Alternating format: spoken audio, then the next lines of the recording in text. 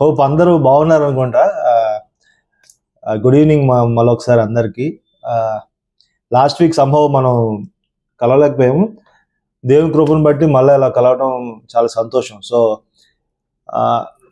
మొదటిగా నేను చెప్పాలనుకుంటుంది ఏంటంటే, దయచేసి సెర్మన్ మోడ్ లాగా ఎవరు కన్సిడర్ చేయకండి. బికాజ్ మనం అందరం ఆల్మోస్ట్ ఒకటే ఏజ్ గ్రూప్. సో నేను కూడా యూత్లోకి జాయిన్ అయిపోతున్నాను. సో అందరం ఒకే మైండ్ సెట్ తోటి ఏదైనా 1-2 పాయింట్లు చక్కగా అర్థం చేసుకోవడానికి ప్రయత్నం చేద్దాం. సో మోర్ ఆఫ్ ప్రీచింగ్ లాగా కాకుండా నేను జనరల్గా చేసేది ఏంటంటే, నా రెగ్యులర్ బైబిల్ స్టడీలో నేను నేర్చుకున్న 1-2 పాయింట్స్ షేర్ చేయడానికి ఇష్టపడతా ఉంటాను. దాంట్లో భాగంగానే నేను యాక్చువల్గా ఇప్పుడు చేస్తున్నటువంటి నా రెగ్యులర్ స్టడీలో కొలేషన్స్ చదువుతున్నాను అన్నమాట. సో ఆ కొలేషన్స్ చదువుతున్నాను కాబట్టి దాంట్లో నుంచి 1-2 మాటలు నేను చెప్పడానికి ప్రయత్నం చేస్తా. సో మీరు ఫాలో అవుతారని ఇష్టపడతా ఉన్నాను. సో ఈ కొలసీలకు రాసినటువంటి ఈ పత్రిక గురించి నేను మాట్లాడేటప్పుడు కూడా ఓవరాల్గా మనం మాట్లాడలేం కాబట్టి ఉన్న కొద్ది సమయంలో నా ప్రయత్నం ఏంటంటే కొంత దాని యొక్క వివరణ ఇస్తాను. అంటే నేపథ్యం ఏంటి, బ్యాక్గ్రౌండ్ ఏంటి, ఏ పరిస్థితుల్లో రాశారు, ఎందుకు రాయాల్సి వచ్చింది, అప్పటి కాల పరిస్థితులు ఏంటి అనేది కొంత ఒక అవగాహన కోసం ఇవ్వడానికి ప్రయత్నం చేస్తాను. ఎందుకు ఈ ప్రయత్నం అంటే ఏంటంటే, యూజువల్గా నేను బైబిల్ స్టడీ చేసేటప్పుడు నేను చేసే పని ఏంటంటే, ఖచ్చితంగా మొదటిగా బ్యాక్గ్రౌండ్ చూస్తాను. అంటే అక్కడ పరిస్థితులు ఏంటి, దేని కొరకు రాశారు, ఇవన్నీ అర్థం చేసుకుంటా మనం ఆ లెటర్లో కానీ, ఆ పుస్తకంలో కానీ, ఆ గ్రంథంలో కానీ వెళ్ళినప్పుడు స్పష్టంగా మనం అర్థం చేసుకునే అవకాశం ఉంటుంది. సో అలా ఈరోజు మనం కొలేషన్స్ గురించి లెటర్ పౌలు గారు రాసినటువంటి పత్రిక కొంత మనం అర్థం చేసుకోవడానికి ప్రయత్నం చేద్దాం. ప్రస్తుతం 7:25 అయింది. Probably we will go up to 8:10 God's willing. So ఆ విషయాన్ని మీరు గమనించండి. లాస్ట్ టైం మనం మాట్లాడుకున్న విషయాన్ని హరిత కూడా గుర్తు చేశారు. చాలా సంతోషం. సో ఎవరైనా అవకాశం ఉంటే ఏదైనా మాట్లాడేటప్పుడు మీరు ఒకవేళ మాట్లాడాలనుకుంటే ఖచ్చితంగా మాట్లాడండి. నాకు కూడా కొంచెం హెల్ప్ఫుల్గా ఉంటుంది. ఆ విషయాన్ని కూడా మీరు గమనించండి. సో కొలసీలకు రాసినటువంటి పత్రిక, ఈ పత్రిక ఎవరు రాశారు? ఆల్రెడీ నేను దీనికి సమాధానం చెప్పాను. మీరు చాట్ అయినా చేయొచ్చు, అన్మ్యూట్ అయినా చేయొచ్చు టక్మని. కొలసీలకు రాసినటువంటి పత్రిక, లెటర్ టు కొలేషియన్స్, ఈ పత్రిక ఎవరు రాశారు? రచయిత ఎవరు, ఆథర్ ఎవరు, గ్రంథకర్త ఎవరు? Any answer? Okay, thank you. So apostle Paul గారు రాసినటువంటి పత్రిక మనందరికీ పరిచయమైన పత్రిక కాబట్టి ఆ విషయాన్ని మీరు గమనించండి. ఇది ఏ కాలంలో రాశారయ్యా అంటే, సుమారుగా క్రీస్తు శకం 60 AD ఆ ప్రాంతంలో రాశారన్నమాట. సో ఎర్లీ చర్చ్ ఆ టైంలో రాసినటువంటి పత్రిక. ఈ పత్రిక ఎక్కడి నుంచి రాశారు అనేది కూడా మనం గమనిస్తే, ఏసీ రూమ్లో కూర్చొని చక్కటి కింగ్ సైజ్ బెడ్ మీద కూర్చొని రాసినటువంటి పత్రిక కాదు. లేదంటే ఏకాంతంగా పరిస్థితులన్నీ బాగున్నప్పుడు రాసినటువంటి పత్రిక కాదు. ఓకే, ఈ పత్రిక ఏంటంటే పౌలు గారు చెరలో ఉన్నప్పుడు, అంటే ప్రిజన్లో ఉన్నప్పుడు రాసినటువంటి పత్రిక. ఆ విషయాన్ని కూడా మనం గమనించాలి. ఓకే, చెరలో ఉన్నప్పుడు జనరల్గా ఎవరెవరు ఏం చేస్తారు? We never know. ఇప్పుడున్న లేటెస్ట్ సిచ్యువేషన్లో ఆ విషయాన్ని అడగాలంటే మనం ఖచ్చితంగా కల్వకుంట్ల కవిత గారిని అడగాలి. ఎందుకంటే లేటెస్ట్గా తనే ఉన్నారు కాబట్టి, చెరలో మీరు ఏం చేస్తూ ఉంటారు జైల్లో ఉన్నప్పుడు అని. ఎందుకంటే జనరల్గా అలాంటి పరిస్థితుల్లో చెరలో ఉన్నప్పుడు వాళ్ళు ఎలాంటి పరిస్థితుల్లో ఉంటారో మనం కొంత అవగాహనలోకి మనం రాగలం. కారణం ఏంటంటే డిప్రెషన్లోకి వెళ్తారు, లేదంటే ఇబ్బందుల్లో ఉంటారు, ఏం చేయాలో తెలియని పరిస్థితి, ఎలా బయటికి రావాలి, ఇలాంటి ఆలోచనలు, వ్యక్తిగతమైన ఆలోచనలు ఉంటాయి. కానీ పౌలు గారి యొక్క ఆలోచన విధానం కంప్లీట్గా డిఫరెంట్. సో పౌలు గారు చెరలో ఉండి ఎన్ని పత్రికలు రాశారు అని చెప్తారా? Just a guess. లేదంటే ఏ పత్రికలు రాశారు? Okay, good right. ఇంకా అట్లీస్ట్ ఏ పత్రికలు రాశారు చెరలో ఉన్నప్పుడు? మనం చూసినప్పుడు 4 పత్రికలను మనం చూస్తాం. సమ్వన్ కెన్ కరెక్ట్ మీ. 4 పత్రికలు చెరలో ఉన్నప్పుడు రాసిన పత్రికలు. పౌలు గారు రాసినటువంటి అన్ని నేను అడగట్లేదు, చెరలో ఉన్న పత్రికలు. దీన్ని ప్రిజన్ లెటర్స్ అంటారు. ఓకే, సో ఫిలమన్ ఒకటి, ఫిలిపియన్స్ ఒకటి, ఎఫిషియన్స్ ఒకటి, కొలేషియన్స్ ఒకటి, 4 పత్రికలు ఆయన రోమా ప్రాంతంలో ఒక చెరలో ఉన్నప్పుడు రాసినటువంటి పత్రికలు. ఓకే, ఇంతకుముందు నేను చెప్పినట్టుగా మనం ఒక సెర్మన్ లేదంటే ఒక టాపిక్ ని బేస్ చేసుకుని వెళ్ళట్లేదు, కానీ we are trying to understand the background of Colossians a bit. తర్వాత దాంట్లో 1-2 వాక్య భాగాలు మనం చూసి ముగించడానికి ప్రయత్నం చేద్దాం. ఓకే, సో యూజువల్గా మన బైబిల్ స్టడీ చేస్తున్నప్పుడు కూడా ఒకవేళ మనం ఎక్కడైనా ఇర్రెగ్యులర్గా బైబిల్ స్టడీ చేస్తున్నప్పుడు, ఇర్రెగ్యులర్ అయిపోయినప్పుడు just come back.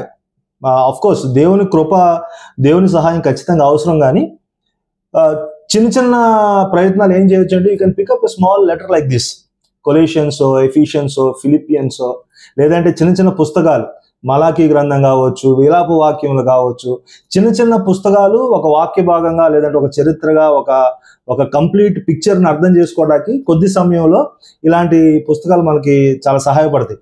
So Colossians మనం ఏం అర్థం చేసుకుంటున్నాం అయ్యా అంటే, పౌలు గారు రాసినటువంటి పత్రిక, చెరలో ఉండి ప్రతికూల పరిస్థితుల్లో ఆయన రాసినటువంటి పత్రిక, 60 అంటే 60 AD ఆ ప్రాంతంలో రాసినటువంటి పత్రిక. ఓకే, ఇక్కడికి మనకి ఒక అవగాహన. సో చెరలో ఉన్నప్పుడు ఆయన 4 పత్రికలు రాశారన్న విషయం కూడా గమనించుకున్నాం. So we are just taking this for our information. రేపు రోజున మనం ఇంట్రెస్టింగ్గా చెరలో ఉన్నప్పుడు రాసినటువంటి పత్రికలు చదవాలనుకున్నప్పుడు ఖచ్చితంగా ఆ వ్యూ తోటి మనం ఆ యొక్క వాక్య భాగాన్ని చూడటం చాలా మంచిది.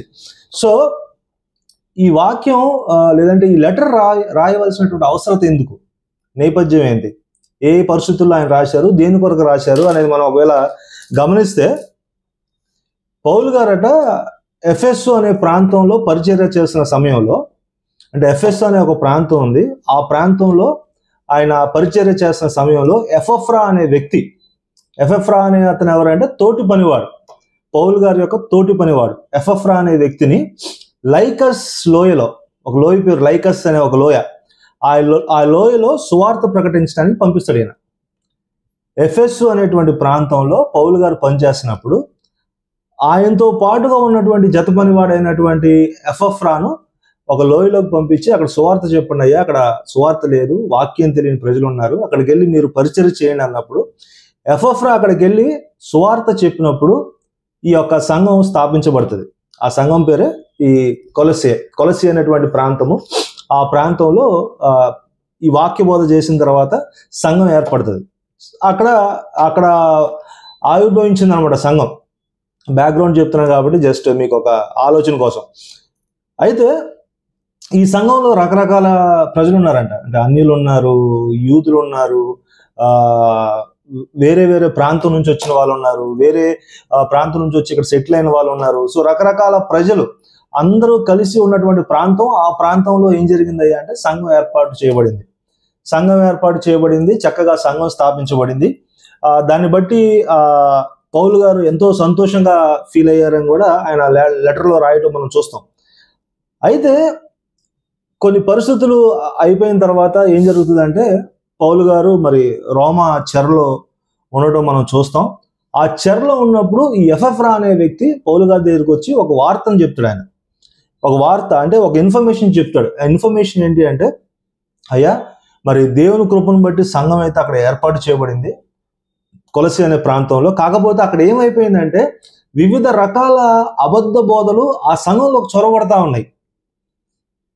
ఇప్పుడు చెరలో ఉన్నప్పుడు ఏమంటారు, బాబు అన్నం తిన్నారా, పడుకున్నారా, ఆరోగ్యం బాగుందా, ఏదో ఒకటి ప్రయత్నం చేస్తున్నాం, నువ్వు జాగ్రత్త, ధైర్యంగా ఉండు, ఇలాంటి విషయాలు చెప్పడం మనం చూస్తాం.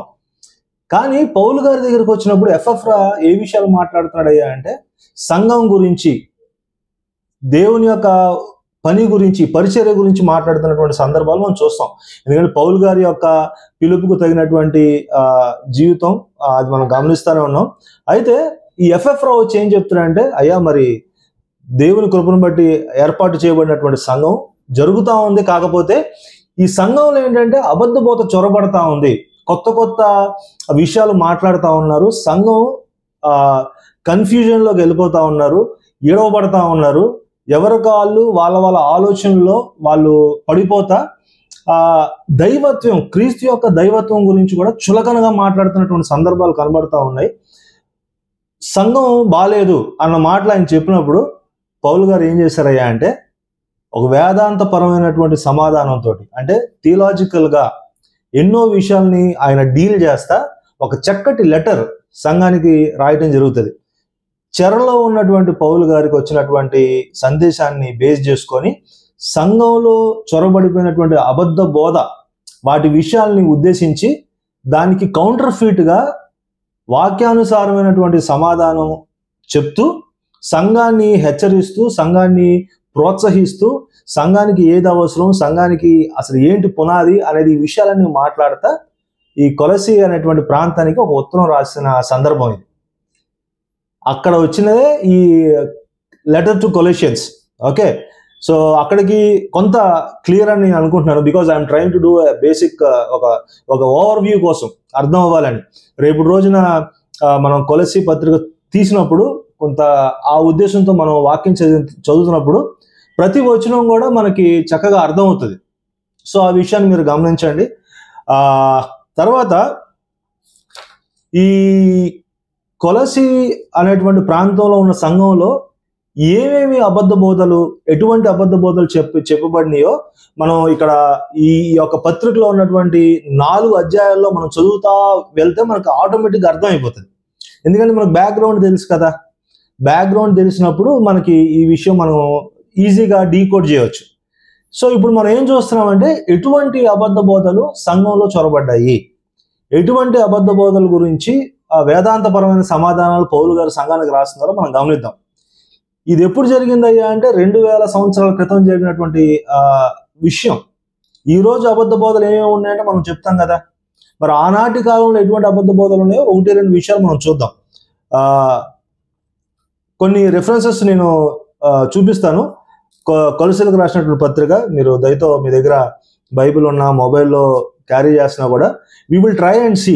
ఎందుకంటే మన వాక్యాన్ని ఫాలో అవుతా చూస్తూ ఉంటే అందరం కూడా ఒకే అండర్స్టాండింగ్తో మనం ముందుకెళ్ళే అవకాశం ఉంటుంది. కొలసీలకు రాసినటువంటి పత్రిక 2వ అధ్యాయం 8వ వచనంలో ఒక మాట మనం గమనిస్తే అక్కడ సందర్భాన్ని మనం అర్థం చేసుకోవచ్చు. 8వ వచనం మీరు తెరవండి, నేను చదువుతాను, so that we can save time. ఎవరైనా చదవాలంటే కూడా చదవచ్చు, అట్లేం కాదు. 8వ వచనం,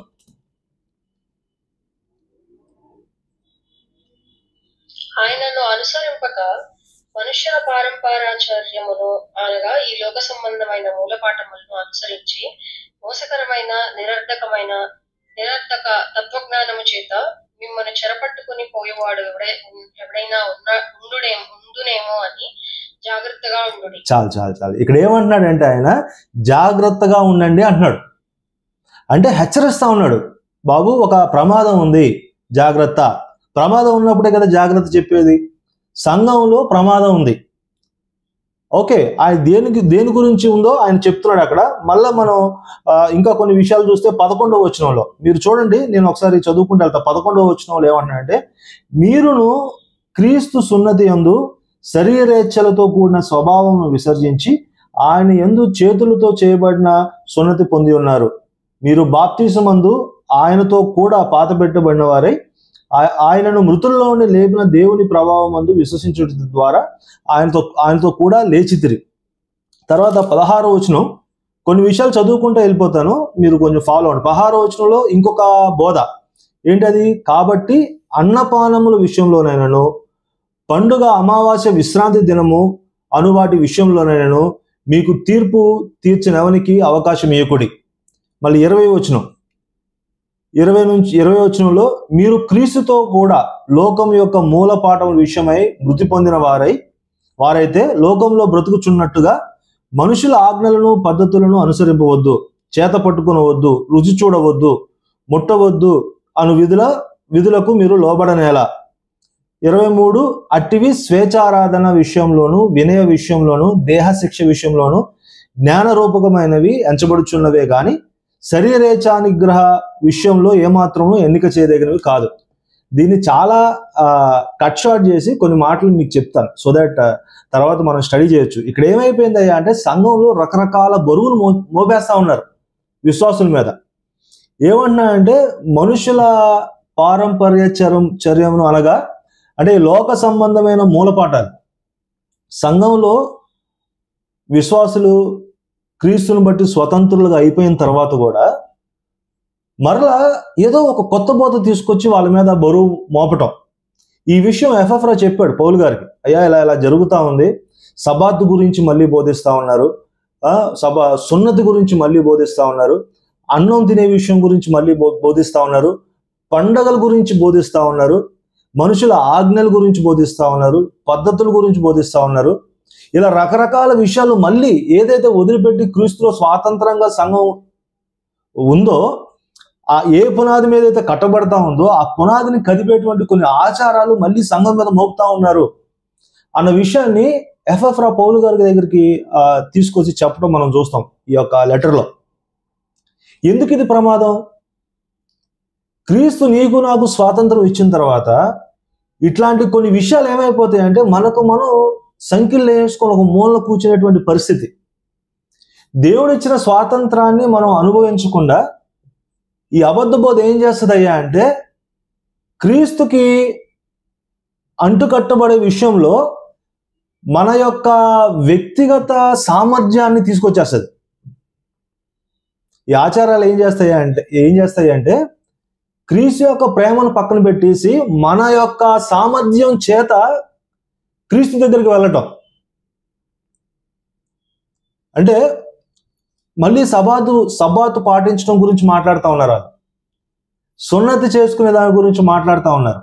ఎన్నో రకరకాల ఉపవాసాలు చేయాలి, మీరు పండగలు చేయాలి, ఈరోజు మీరు ఇలా చేయాలి, మీరు అలా చేయాలి, ఇలా చేస్తేనే క్రైస్తవులు అన్నట్టుగా ఆ పరిస్థితుల్లో ఆ కాలంలో అక్కడ ప్రజలకి వీళ్ళు మాట్లాడుతూ ఉన్నారు. సో దీనికి మనకి ఏంటి, దీనివల్ల మనకి ఈరోజు మనకేమి హెల్ప్, మనకేం అవసరం, దీని గురించి ఎందుకు అర్థం చేసుకోవాలంటే నేటి సమాజంలో నేటి క్రైస్తత్వంలో మన చుట్టూ ఉన్న విశ్వాసుల మధ్య లేదంటే మనం గమనిస్తున్నటువంటి ఈ క్రైస్తత్వంలో ఇలాంటి ఆచారాలు ఏమైనా కనబడుతున్నాయా మనకి వ్యక్తిగతంగా?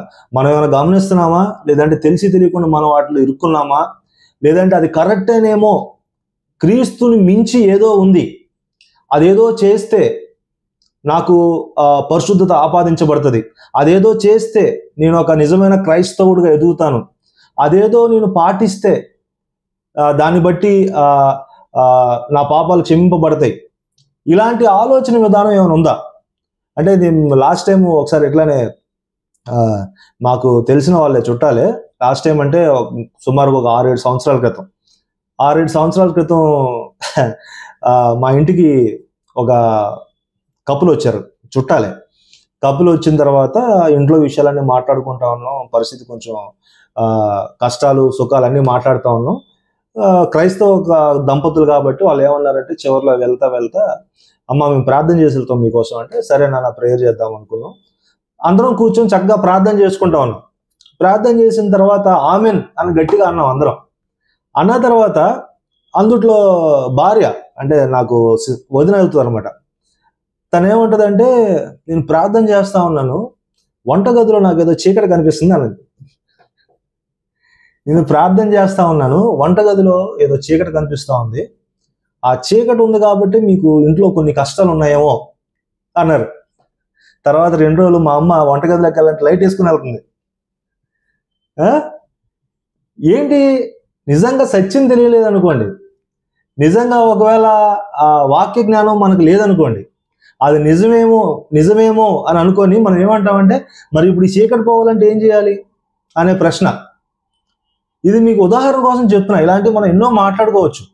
అప్పటి కాలంలో వాళ్ళు మరలా ఏదో కొత్త బోధ బోధించాలి, క్రీస్తు మాత్రమే కాదు, క్రీస్తును దాటి వేరుగా మీరు ఏదో చేస్తే మీకు పరిశుద్ధత ఆపాదించబడుతుంది, లేదంటే క్రైస్తవులుగా మీకు ఒక ఉనికి ఉంటుంది అన్నట్టుగా మొయ్యలేని భారాలు, అవసరం లేనటువంటి కొత్త పద్ధతులను తీసుకొచ్చేసి లోకాన్ని మరలా ఏదైతే వదిలిపెట్టేశామో ఆ ధర్మశాస్త్రంలో ఉన్నటువంటి ఆచారాలు ఇవన్నీ అవసరం లేకపోయినా మనుషుల మీద మోపడం ప్రారంభించారు.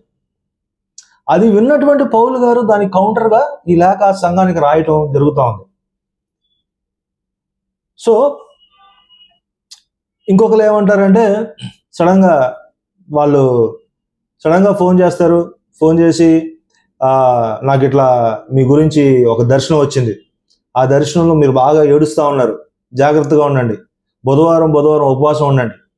ఈ రోజు కూడా ఇలాంటి పరిస్థితులు కొన్ని కుటుంబాల్లో ఉన్నాయి, లేకపోలేదు. నిజంగా వాక్యంలో నీకు అవగాహన ఉందనుకో, నీ ముందున్న వ్యక్తి కూడా నిజంగా మెచ్యూర్డ్ బిలీవర్ అనుకోండి, వాక్యంతో సరి చేసుకొని మనం ప్రభు సన్నిధిలో కూర్చుంటాం. ఒకవేళ నేను అప్పుడే కొత్తగా నేను రక్షణలోకి వచ్చాను అనుకోండి, ఎవరైనా ఫోన్ చేసి, బ్రదర్ మీరు చర్చికి రెగ్యులర్గా వెళ్తున్నారు, కానీ నాకు సడన్గా నేను రాత్రి ఒక కళ వచ్చింది, మెలకు వచ్చే చూసే కల్లా ఆ కళ్ళలో మీరే ఉన్నారు, మీరు బాధపడతా ఉన్నారు, మీ చుట్టూ ఒక నల్లని ఆవిరి ఉంది, మీరు కొంచెం జాగ్రత్తగా ఉండండి బ్రదర్ అన్నాడు అనుకోండి, ఏంటి మన పరిస్థితి? సో నేను జస్ట్ ఉదాహరణ చెప్తున్నాను అంతే. కానీ ఇలాంటివి జరిగినాయి. కొంతమంది ఏమంటారంటే 7 శుక్రవారాలు మీరు మా సంఘానికి వస్తే కష్టాలన్నీ తీరిపోతాయి. 7 శుక్రవారాలు రావాలి ఖచ్చితంగా. ఒక శుక్రవారం పోయినా మళ్ళీ ఫస్ట్ శుక్రవారం నుంచి 7 శుక్రవారాలు మీరు మా దగ్గర రావాలి, ఆరాధనకు రావాలి ఖచ్చితంగా. వస్తే మీకు అన్ని పరిస్థితులు బాగుంటాయి. లేదంటే ఇప్పుడు మనకు బాగా ట్రెండీగా ఉన్న విషయాలు, దేవుడికి డబ్బు ఇస్తే మేలు జరుగుతుంది, టీవీకి స్పాన్సర్ చేస్తే మేలు జరుగుతుంది, బుధవారం ఉపవాసం ఉండాలి, గురువారం ఉన్నా లెక్కలేదు, అది బుధవారం ఉంటేనే ఉపవాసం ఉన్నట్టు.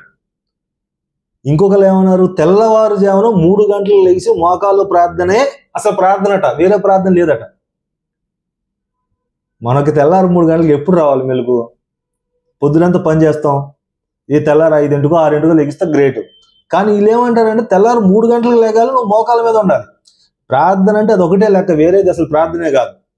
గమనించండి, ఇవన్నీ ఏంటంటే మొయ్యలేని భారాలు, అవసరం లేని విషయాలు ఇవన్నీ. వాక్యంలో నుంచి బోధ చేయకుండా వారి సొంత జ్ఞానంతో మొయ్యలేని బరువు సంఘం మీద వేసేసి సంఘంలో ఉన్నటువంటి రకరకాల స్థాయిలో ఉన్నటువంటి విశ్వాసులకి గలిబిలి క్రియేట్ చేస్తూ ఉన్నారు. అది అప్పుడు జరిగింది, ఇప్పుడు జరిగింది, జరగబోతా ఉంది. మనమందరం ఏం చేయాలి అంటే వాక్య జ్ఞానంతో మనం వీటిని సరి చేసుకుంటా, డిజైన్ చేసుకుంటా మన చుట్టూ ఉన్న సహోదరులకు కూడా మనం నేర్పించడానికి ప్రయత్నం చేయాలి. అయితే ఇటువంటి పరిస్థితుల మధ్యలో పౌలు గారు ఎంతో దుఃఖపడి, ఎంతో ఆందోళన చెంది ఎఫ్ఎఫ్రాను కూర్చోబెట్టి, అయ్యా ఇటువంటి పరిస్థితులు ఉన్నాయి కాబట్టి ఈ సంఘం గురించి నేను ప్రతిరోజు ప్రార్థిస్తున్నాను, మానక దేవుడు కృతజ్ఞతాస్తుతులు చెల్లిస్తున్నాను.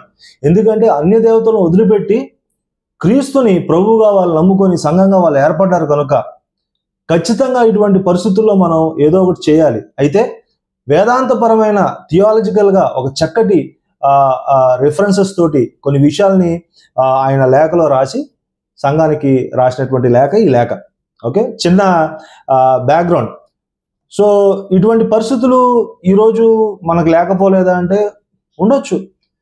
ఒక్కొక్కల స్థాయి, ఒక్కొక్కల ఆలోచన విధానం బట్టి ఉండొచ్చు. అయ్యో నేను ఎర్లీ మార్నింగ్ 3 o'clock లేచి ప్రేయర్ చేయలేకపోతున్నా అని బాధపడి ఇబ్బంది పడిన వ్యక్తులు కూడా ఉన్నారు. బుధవారం నేను అలా 7 వారాలు చేయాలని ప్రయత్నించి మధ్యలో మానేసి అయ్యో నేను నీకు పనికిరాను క్రైస్తవుడుగా అని బాధపడిన సందర్భాలు లేకపోలేదు. ఎవరో ఫోన్ చేసి, అరే నువ్వు ఇంకా ఈ ఆత్మీయ జీవితంలో నువ్వు ఎదగలేవురా, నువ్వు నాకు ఇలా నీ గురించి ఒక దర్శనం వచ్చింది, నిన్ను చూస్తుంటే నాకు అది అనిపిస్తుంది అన్నప్పుడు వాటిని బట్టి కూడా నిరుత్సాహపడిపోయిన సందర్భాలు లేకపోలేదు. కానీ ఇప్పుడు దేవుని కృపను బట్టి మన అందరం వాక్యంలో నేర్చుకుంటున్నాం. మీరు అందరూ స్థానిక సంఘంలో చక్కటి వాక్యం నేర్చుకున్నారని నమ్ముతా ఉన్నాను. అయితే ఇవన్నీ కరెక్ట్ కాదు అన్నట్టుగా మాట్లాడుతూ చక్కగా వాక్యానుసారమైనటువంటి వివరణ ఆయన ఇచ్చాడు. దయతో మీరందరూ కూడా కొలస్సీ పత్రికని ఈ ఓవర్ వ్యూతో లేదంటే ఈ అండర్స్టాండింగ్తో మళ్ళీ ఒకసారి మీరు చదవడానికి ప్రయత్నం చేయండి. మీరు రెగ్యులర్ బైబిల్ స్టడీ చదువుతా దీన్ని హోంవర్క్ లాగా చేయడానికి ప్రయత్నం చేయండి. కొంత బ్యాక్గ్రౌండ్ అవగాహనతో చదివితే మనం ఖచ్చితంగా we will enjoy the study.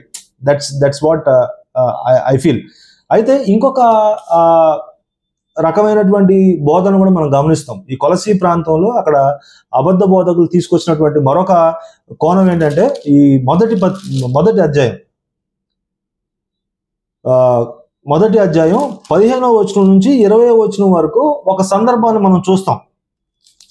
15వ అధ్యాయం నుంచి 20వ వచనం వరకు అక్కడ ఏం చేస్తున్నారంటే యేసుక్రీస్తు వారు పూర్తిగా దైవ స్వరూపి కాదు అంటున్నారు. ఆయన ఏంటంటే యేసుక్రీస్తు వారు పూర్తిగా దైవ స్వరూపి కాదు, ఆయన నిన్ను పూర్తిగా విమోచించే స్థాయి కలిగిన వాడు కాదు, దాని మించి ఏదో ఒక కొత్త మార్గం ఉంది.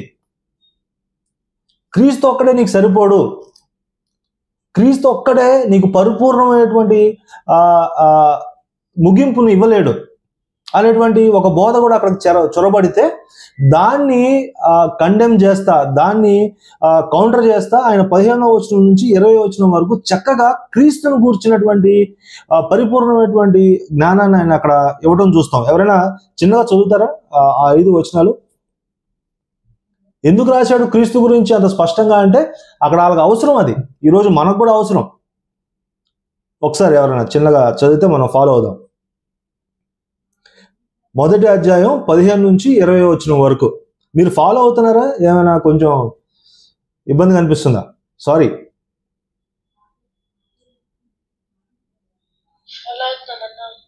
Okay, thank you. 15వ వచనం నుంచి 20వ వచనం వరకు మీరు మధ్యలో ఏదైనా యాడ్ చేయాలంటే ఖచ్చితంగా యాడ్ చేయవచ్చు, ఎందుకంటే ఇది మనకి చర్చ్ కాదు. ఖచ్చితంగా we can share our thoughts. End of the day మనం ఏం చేస్తున్నాం అయ్యా అంటే we are trying to learn. Okay, so 15వ వచనం నుంచి 20వ వచనం వరకు ఎవరైనా చదివితే క్రీస్తుని గురించినటువంటి పరిపూర్ణమైనటువంటి అవగాహనలోకి తీసుకెళ్ళడానికి పౌలు గారు రాసినటువంటి కొన్ని మాటలు ఎవరైనా చదువుతారా? లేదా చదవమన్నా చదువుతాను. యా, మొదటి అధ్యాయం 15వ వచనం నుంచి 20వ వచనం వరకు. ఆయన అదృశ్య దేవుని స్వరూపి అయి సర్వ సృష్టికి ఆది సంభూతుడై ఉన్నాడు. ఎలయనగా ఆకాశమందున్నవి భూమి అందున్నవి దృశ్యమైనవి గాను అదృశ్యమైనవి గాను, అవి సింహాసనములైనను ప్రభుత్వములైనను ప్రధానులైనను అధికారములైనను సర్వమును ఆయన యందు సృజింపబడెను. సర్వమును ఆయన ద్వారా ఆయన బట్టి సృజింపబడెను. ఆయన అన్నిటికంటే ముందుగా ఉన్నవాడు, ఆయనే సమస్తమునకు ఆధారభూతుడు. సంఘము అను శరీరము ఆయనే శిరస్సు, శరీరమునకు ఆయనే శిరస్సు. ఆయనకు అన్నిటిలో ప్రాముఖ్యము కలుగును మొత్తము. ఆయన ఆది అయ్యుండి మృతులలో నుండి లేచుటలో ఆది సంభూతుడాయను. ఆయన యందు సర్వ సంపూర్ణత నివసింపవలన నీవు ఆయన శిలువ రక్తము చేత సంధి చేసి ఆయన ద్వారా సమస్తమును, అవి భూలోకమందున్నవైనను పరలోకమందున్నవైనను వాటినన్నిటినీ ఆయన ద్వారా తనతో సమాధానపరుచుకున్న వల్ల నీవు తండ్రి అభిష్టమాయను.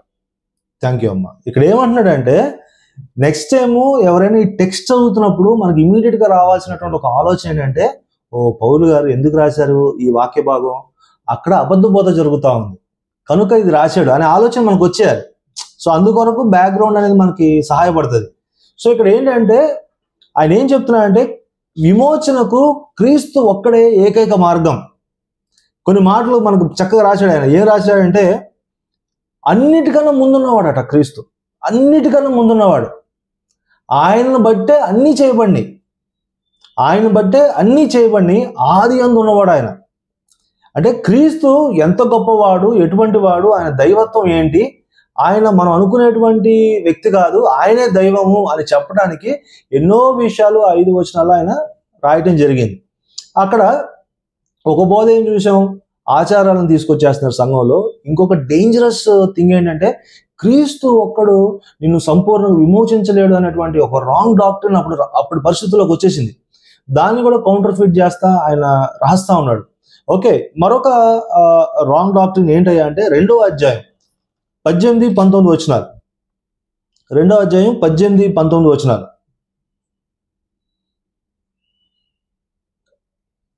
అతి వినయాసక్తుడై దేవదూతారాధన యందు ఇచ్చగలిగి తాను చూచిన వాటిని గూర్చి గొప్పగా చెప్పుకొనుచు తన శరీర సంబంధమైన మనసు వలన ఊరక ఒప్పొంగుచు శిరస్సును హత్తుకొన్న వాడెవడను నీ బహుమానమును అపహరింపనీయకుడి.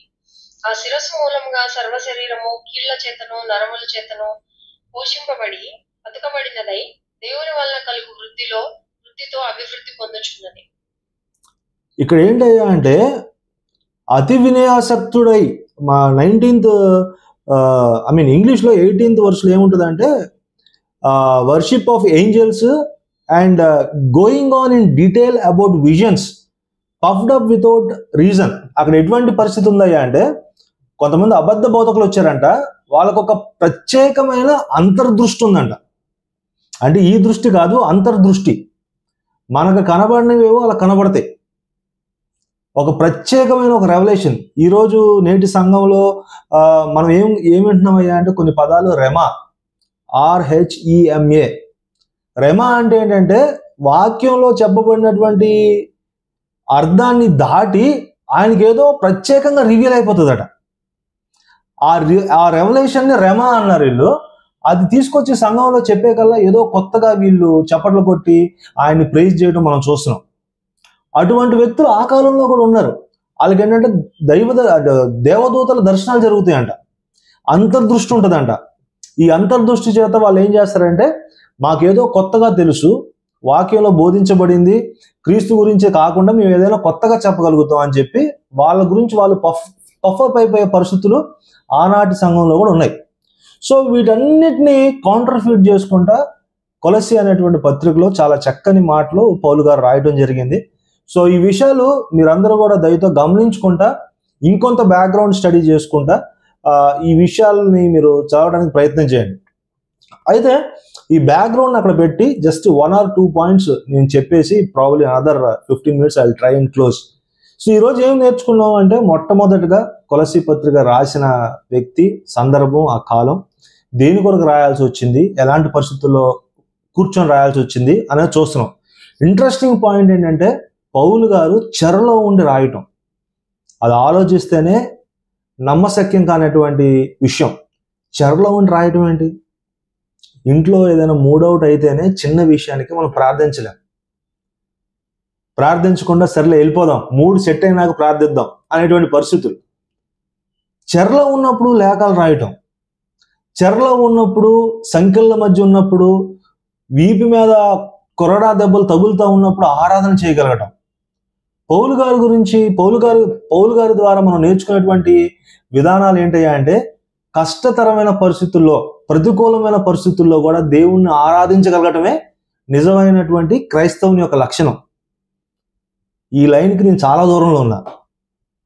ప్రతికూలమైన పరిస్థితుల్లో, కష్టతరమైన పరిస్థితుల్లో దేవుణ్ణి ఆరాధించగలగటమే క్రైస్తవుని యొక్క లక్షణం. అన్నీ బాగున్నప్పుడు ఎవరైనా ఆరాధిస్తారు కదా. పౌలు గారు చెరలో ఉన్నప్పుడు ఆరాధించడం మాత్రమే కాకుండా, దూరంగా ఉన్నటువంటి సంఘాల గురించి కూడా ఆయన ఆలోచన చేసి వాళ్ళ గురించి లేఖలు రాయటం.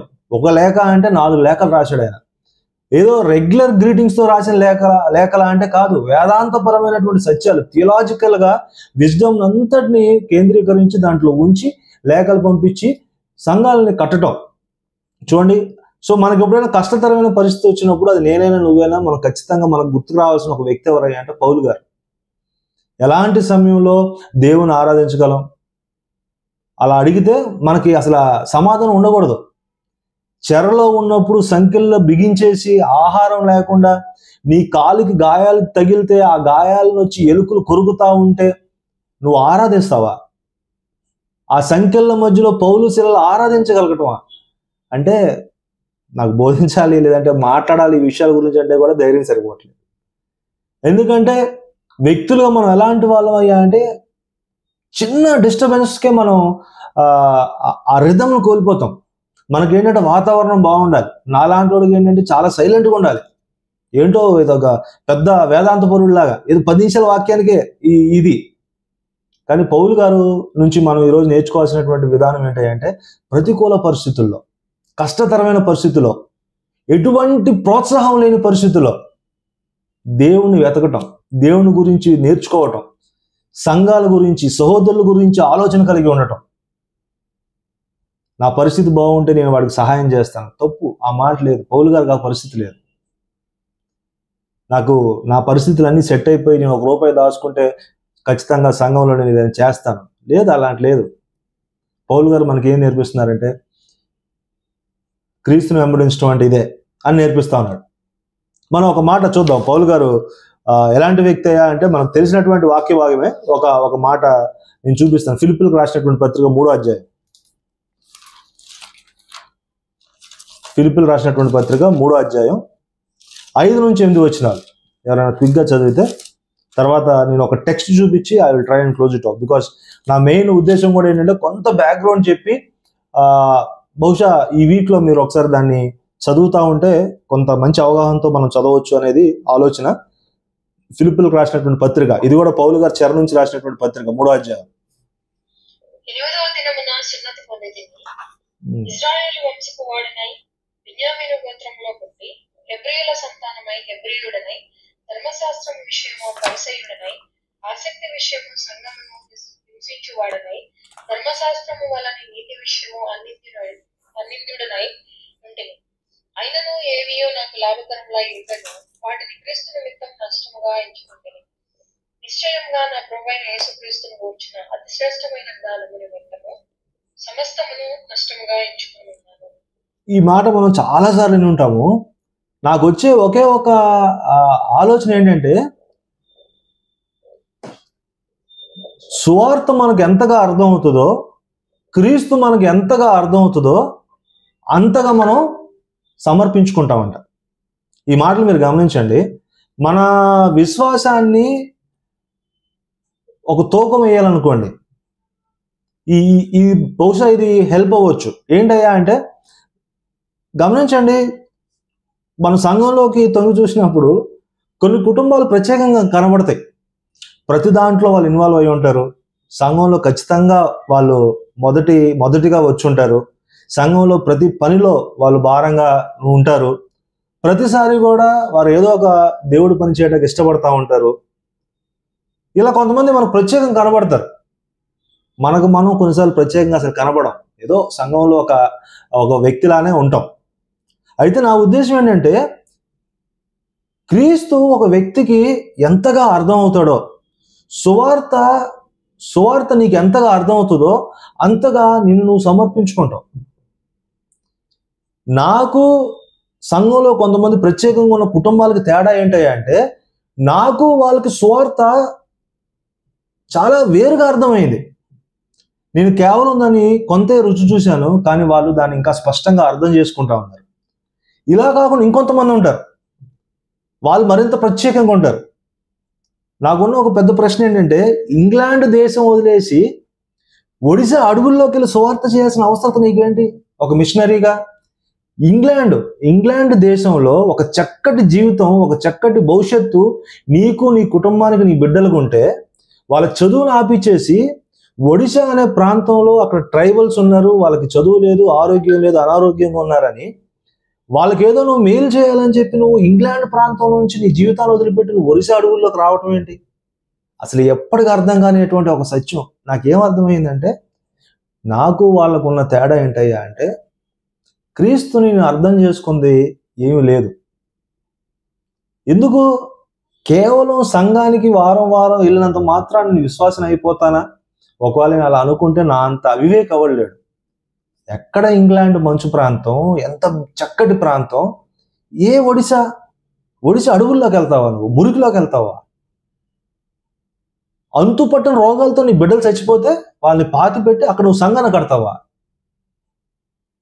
నీకు నాకు తేడా ఏంటి అంటే, మనకు అలా ఆ దేవుని యొక్క ప్రేమ, లేదంటే ఆ మారు మనసు, ఆ యొక్క తిరిగి జన్మించిన అనుభవం, సమర్పణ మన జీవితాల్లో బహుశా లేదు. ఎవడైనాను నన్ను వెంబడింపగోరిన యెడల తన్ను తాను ఉపేక్షించుకొని ప్రతిరోజు సిలువను ఎత్తుకొని వెంబడించాలి అన్నప్పుడు, ఆయన వెంబడిస్తూ నేను వెంబడిస్తూ ఇద్దరం క్రైస్తవులు అంటే ఏంటి సమాధానం? ఈ విషయాలు మనం గమనించుకోవాలి. ఎందుకు ఈ మాటలు మాట్లాడుతుందంటే, పౌలు గారట అన్ని పెంటగా ఎంచుకున్నాడంట, అన్ని నష్టంగా ఎంచుకున్నాడంట. ఇంగ్లీష్లో ఏముంటుందంటే గార్బేజ్ అంటే ఒక మంచి భవిష్యత్తు, ఒక మంచి జ్ఞానం, ఒక గొప్ప గౌరవం, వీటన్నిటిని ఆయన ఏమంటున్నాడంటే, ఈ గార్బేజ్ అనే పదానికి చక్కటి డిక్షనరీలో ఉన్న ఆన్సర్ ఏంటయ్యా అంటే, ఇంట్లో ఎంతమంది చిన్నపిల్లలు ఉన్నారో తెలియదు కానీ చిన్నపిల్లలంట పార్టీకి అంటే వాష్రూమ్కి వెళ్తే డైపర్స్ తీసి మనం ఒక దాంట్లో వేస్తాం, దాన్ని గార్బేజ్ అంటారంట. ఈ పౌలు గారు ఏం చేశారంటే, ఆయనకున్నటువంటి గొప్ప గౌరవం, గొప్ప ఆధిక్యత, చదువు, విలాసవంతమైన జీవితం, ఆధిక్యత, ఇవన్నీ కూడా క్రీస్తు ముందు ఇవన్నీ గార్బేజ్ అని చెప్పి పడేసాడంట. కొన్నిసార్లు మనం తెలియక ఆ గార్బేజ్ని మెడలో వేసుకొని ఆ వాసన కూడా మనకు అర్థం కాదు, సువాసనలాగా అనిపించేస్తూ ఉంటుంది. అవివేకం. ఈ అవివేకంలో క్రీస్తుని ఎక్కడో పక్కన పెట్టేస్తాం. అది నేనైనా నువ్వేనా పెట్టేసి మనం ఏం చేస్తామని అంటే, క్రీస్తుని వెంబడించడానికి బహుశా అంతగా ఉత్సాహపడం, ప్రోత్సహింపబడం.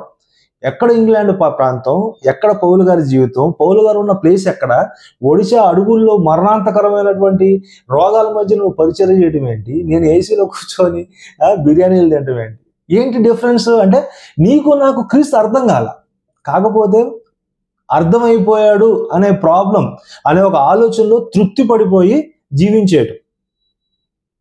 ముందుగా నాకు నేను అప్లై చేసుకున్నది, ఎవరికి నేను బోధించడానికి ప్రయత్నం చేయట్లా, నాకు నేను అప్లై చేసుకున్నాను. నేను ప్రతిరోజు చేసుకునే ప్రశ్న ఏంటి, అసలు క్రీస్తుని వెంబడించడం అంటే ఏంటి అనే మాట. అయితే నేను ఒక టెక్స్ట్ చూపిస్తా అని చెప్పాను, బికాస్ నేను చదువుతా ఉన్నప్పుడు 1-2 చోట్ల ఆగిన ప్యాసేజెస్లో నుంచి ఒక మాట మీకు మాట్లాడతాను. ముందుగా నేను కొంత బ్యాక్గ్రౌండ్ చెప్తానికి ప్రయత్నం చేశాను.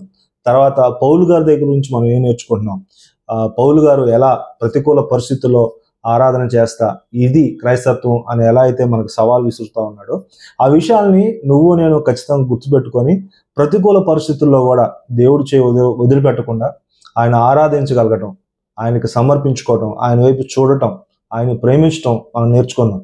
అయితే నేను చూపించాలనుకున్నటువంటి ఒక టెక్స్ట్ ఏంటయ్యా అంటే, నేను చదువుతా ఉన్నప్పుడు ఒక వాక్య భాగం దగ్గర కొంత ఆగి చూసింది ఏంటంటే, కొలస్సీలకు రాసినటువంటి మొదటి పత్రిక ఇదే అధ్యాయంలో, దయతో చూడండి, another 10 minutes, kindly bear with మీ.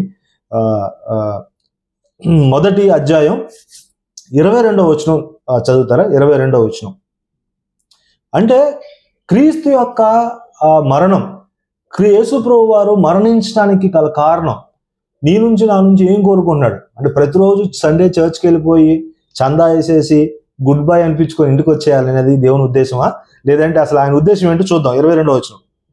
తన సన్నిధిని పరిశుద్ధులుగాను నిర్దోషులుగాను నిరపరాధులుగాను నిలబెట్టుటకు ఆయన మాంసయుక్తమైన దేహమందు మరణం వలన మిమ్మల్ని సమాధానపరిచాడు. చాలు. ఆయన మరణం వలన ఆయన ఏం చేయడానికి ప్రయత్నం చేస్తున్నాడు అయ్యా అంటే, ప్రాముఖ్యంగా యేసు ప్రభు వారి యొక్క ఒక ఉద్దేశం ఏంటంటే సమాధానపరచాలి.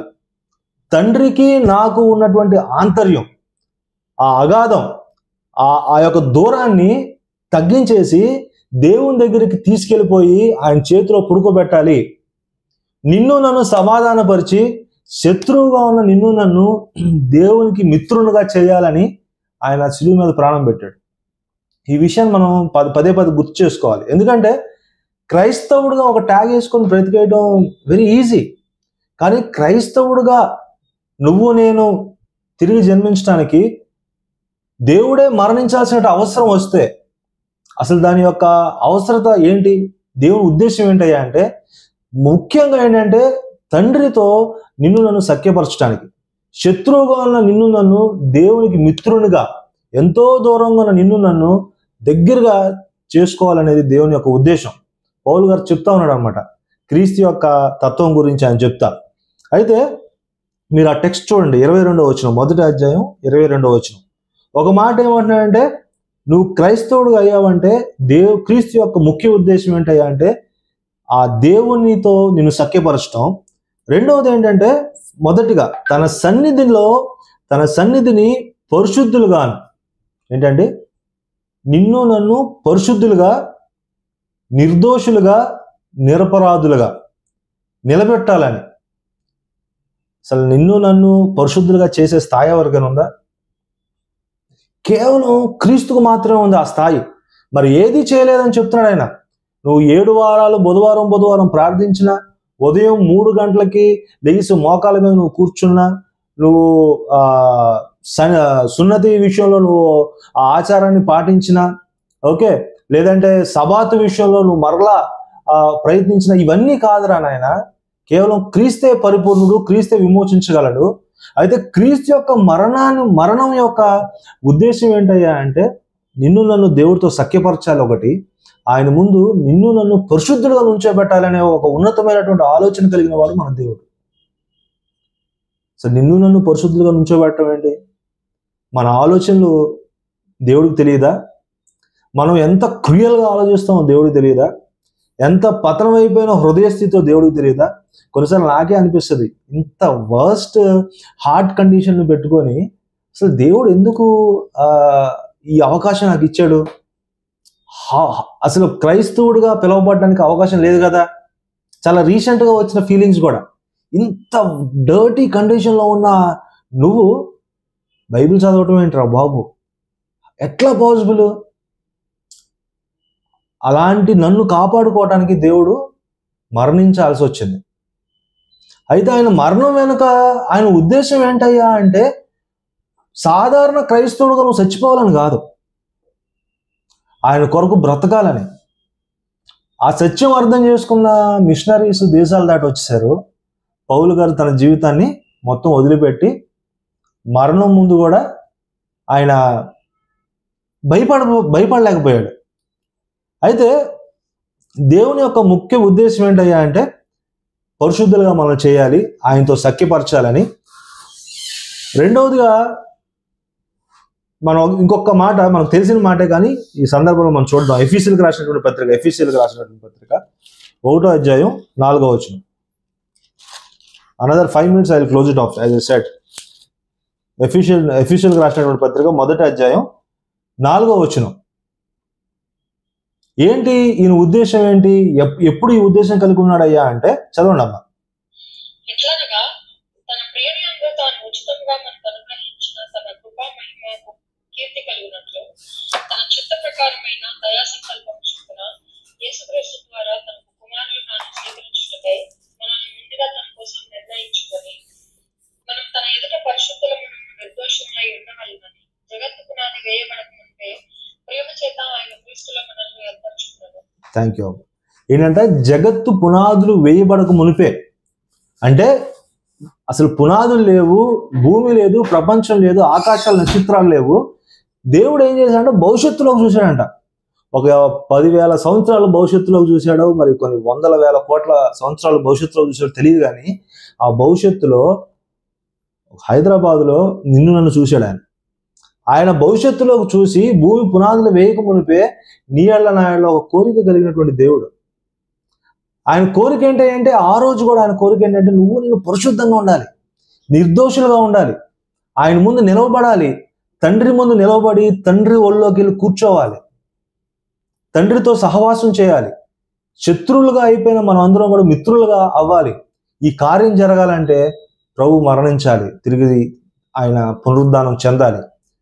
కనుక మనం ఏం గమనించాలయ్యా అంటే, క్రీస్తు యొక్క మరణం మనకి ఏం నేర్పిస్తుంది, మనల్ని ఏం ప్రోత్సహిస్తుంది అంటే, ఆ మరణం వెనుక ఆయన కోరిక ఏంటో ఆయన కోరిక ఏంటో మనం అర్థం చేసుకోవాలి. ఆయన కోరిక ఏంటయ్యా అంటే, పరిశుద్ధులుగా చేయాలి, నిర్దోషులుగా చేయాలి, నిరపరాధులుగా చేయాలి. అంటే నిరపరాధులుగా అంటే పాపం అనే ఛాయ కూడా ఆయన మీద లేదు. నో అక్యుజేషన్, అంటే నీ మీద నింద వేసేటువంటి అవకాశమే లేనట్టుగా నిన్ను పరిపూర్ణుడిగా చేయాలి. ఏంటి ఆలోచన? తల్లిదండ్రులకు లేదా ఆలోచన, స్నేహితులకు లేదా ఆలోచన?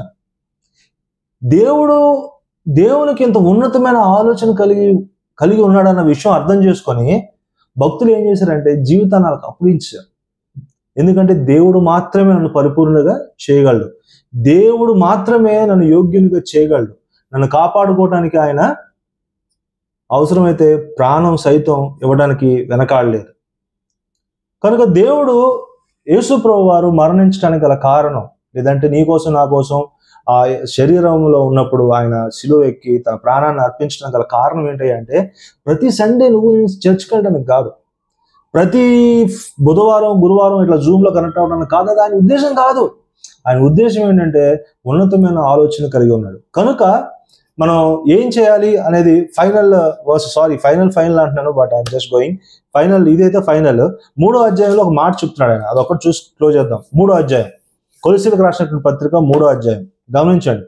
మనం బ్యాక్గ్రౌండ్ చూసాము, పౌలు గారి జీవితం చూస్తా కొంత ప్రోత్సహింపబడ్డాము. 3వది క్రీస్తు యొక్క ఉద్దేశం. విశ్వాసి యెడల క్రీస్తు కలిగినటువంటి ఆలోచన ఏంటంటే, పరిశుద్ధులుగా మనం ఉండాలి, నిర్దోషులుగా మనం ఉండాలి. దేవుడి ముందు మనం నుంచున్నప్పుడు మనం ఎటువంటి స్థితిలో ఉండాలని కోరుకుంటున్నాడో ఆయన చెప్తా ఉన్నాడు. అయితే దేర్ఫోర్ కనుక మనం ఏం చేయాలని చెప్తున్నాడంటే, 3వ అధ్యాయం 1 నుంచి 4 వచనాలు చదవండి. కొంచెం దయతో మీరు అందరూ బైబిల్ చూడండి. మీరు క్రీస్తుతో కూడా లేపబడిన వారైతే పైనున్న వాటినే వెతుకుడి, అక్కడ క్రీస్తు దేవుని కుడి పార్శ్వమున కూర్చొని ఉన్నాడు. పైనున్న వాటి మీదనే కానీ భూ సంబంధమైన వాటి మీద మనసు పెట్టకొనకుడి. ఎలాగనగా మీరు మృతి పొందితిరి, మీ జీవం క్రీస్తుతో కూడా దేవుని యందు దాచబడి ఉన్నది. మనకు జీవమై ఉన్న క్రీస్తు ప్రత్యక్షమైనప్పుడు మీరును ఆయనతో కూడా మహిమ యందు ప్రత్యక్షపడుదురు. కావున భూమి మీద చాలమ్మా, చాలు. అయితే ఆయన ఏమంటున్నాడంటే, ఈ సత్యం తెలుసుకుని మనం అందరం ఏం చేయాలయ్యా అంటే, కేవలం పైన వాటిని మాత్రమే మనం వెతకాలి. పైన వాటిని మాత్రమే వెతకాలి. పైన ఉన్నది ఎవరు? పరమ స్థలాల్లో, ఉన్నత స్థలాల్లో సింహాసనం మీద కూర్చున్నది ఎవరయ్యా అంటే దేవుడు కుడిపార్శ్వంలో కూర్చున్నది ఎవరయ్యా అంటే యేసు ప్రభు వారు నీ కోసం నా కోసం ఆయన విజ్ఞాపన చేస్తా ఉన్నాడు. కనుక విశ్వాసులుగా మనం అర్థం చేసుకోవాల్సింది ఏంటంటే, ఇంత గొప్ప రక్షణ ఇచ్చిన మనకి ఆ దేవుడు ఇచ్చాడు కనుక మన పని ఏంటయ్యా అంటే, మనం ఏవేవి గొప్ప అనుకుంటున్నామో వాటన్నిటిని కూడా చెత్తగా ఎంచగలగాలి. చెత్తగా ఎంచి వాటి ద్వారా మనం ప్రోత్సహింపబడటం కాదు, కానీ పైనున్న క్రీస్తుని, పైనున్న దేవుణ్ణి చూస్తా ఆయన దగ్గర ఆజ్ఞని తీసుకొని ఆజ్ఞని పెట్టుకొని ముందుకెళ్ళగలగాలి. కేవలం పైనున్న వాటిని వెతకమంటున్నాడు ఆయన.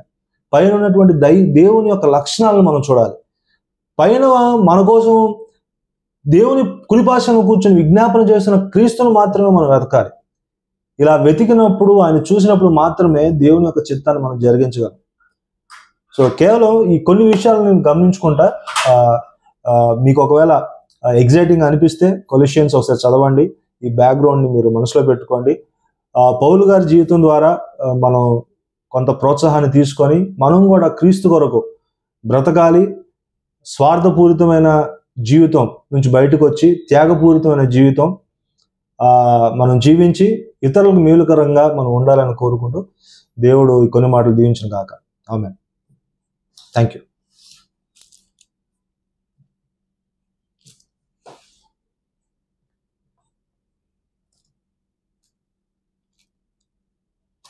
Thank you so much. ఎవరైనా మాట్లాడదాం అనుకుంటున్నారా? Any responses? ఏమైనా డౌట్స్ ఉన్నాయా?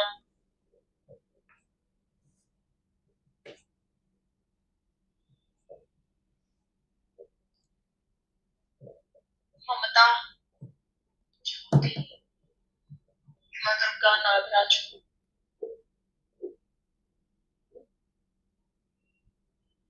అంటే ఏదైనా యాడ్ చేయాలంటే కూడా యాడ్ చేయొచ్చు, ఎవరైనా యాడ్ చేయొచ్చు, షేర్ చేసుకోవచ్చు.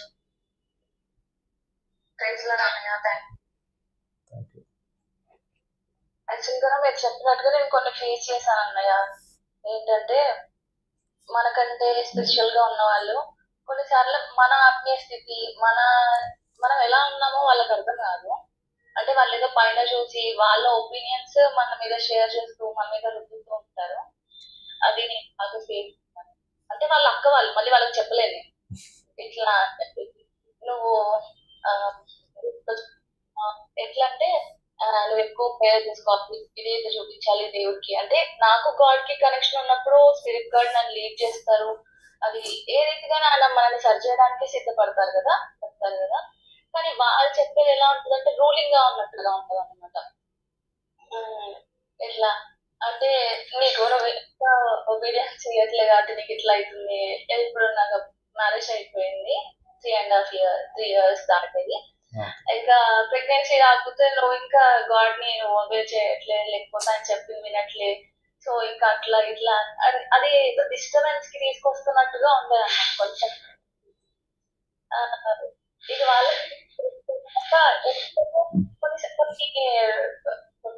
తెలిసిన వాళ్ళు ఎట్లా అంటే మోర్ స్పిరిచువల్ అని చెప్పేసి, సూపర్ న్యాచురల్ అని చెప్పేసి టంగ్స్ లో మాట్లాడటమే చేస్తారు. కానీ ఎదుటి వాళ్ళకి టంగ్స్ లో ఎంత అనుభవం ఉంది, సో వీళ్ళు కూడా ఎదిగినప్పుడు వాళ్ళకి అర్థమవుతుంది తప్ప ఇప్పుడు నువ్వు మాట్లాడాలి అని చెప్పి అంటే కొన్ని ఉంటాయి కదా. అట్లా నేను కొన్ని ఫేస్ చేశాను అనమాట.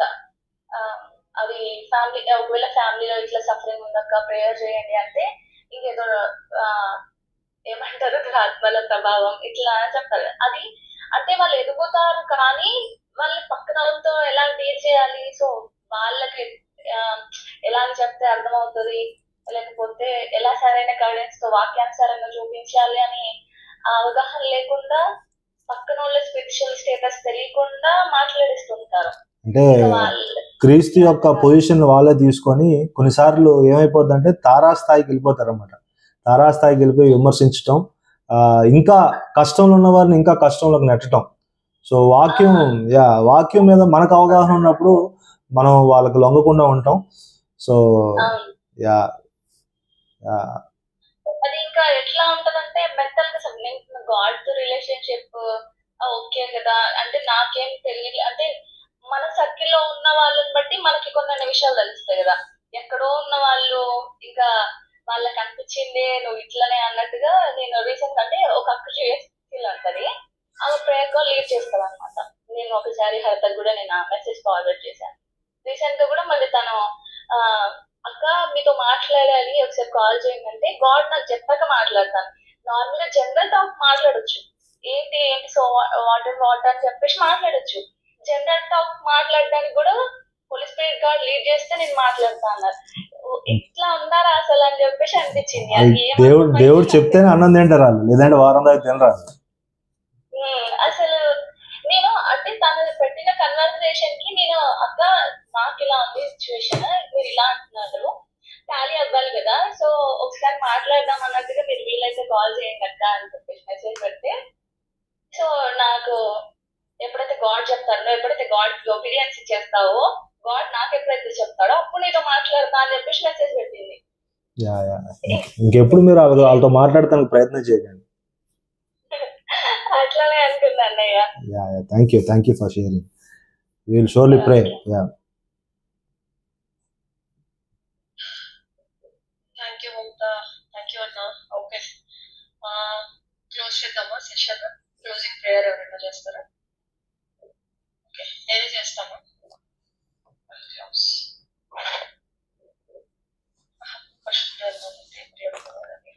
మీరు ఈ ఫెలోషిప్ లో కంటే ఎవ్రీ థర్స్డే